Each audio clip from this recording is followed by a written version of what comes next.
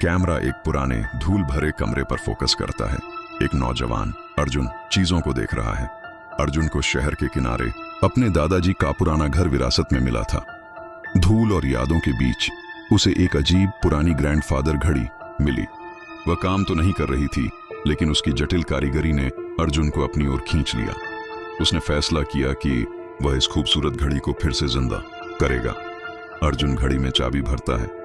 टिक टिक की आवाज शुरू होती है। जैसे ही अर्जुन ने घड़ी में चाबी भरी, वह टिक टिक करने लगी। कुछ ही दिनों बाद उसे समय में अजीब झटके महसूस होने लगे। कभी कोई पल दोहराया जाता तो कभी अचानक समय आगे बढ़ जाता। छोटी मोटी चीजें गायब हो जाती या कहीं और मिलने लगती।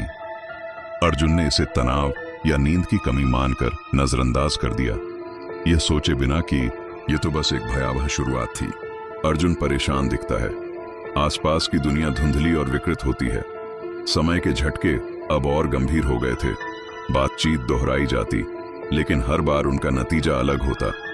लोग ऐसी बातें कहने लगे जो उन्होंने पहले कभी नहीं कही थीं। अर्जुन को अपनी दिमागी हालत पर शक होने लगा।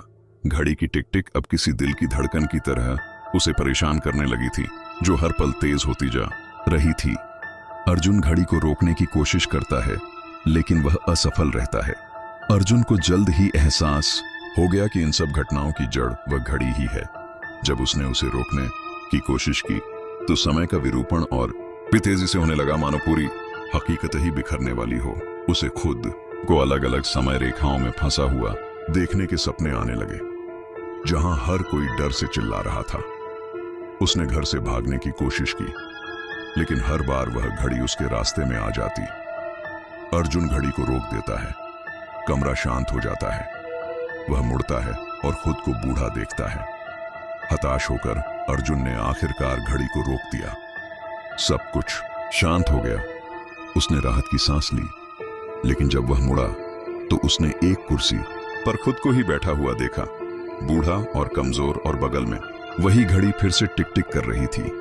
वह अर्जुन जिसे हम देख रहे थे, वह तो बस अपने ही अतीत का एक हिस्सा था, जो समय के एक अंतहीन चक्र में फंसा हुआ था। बूढ़े अर्जुन ने उदासी से मुस्कुराते हुए घड़ी को फिर से चाबी दी और अपने युवा रूप को आतंक के एक और चक्र में धकेल दिया।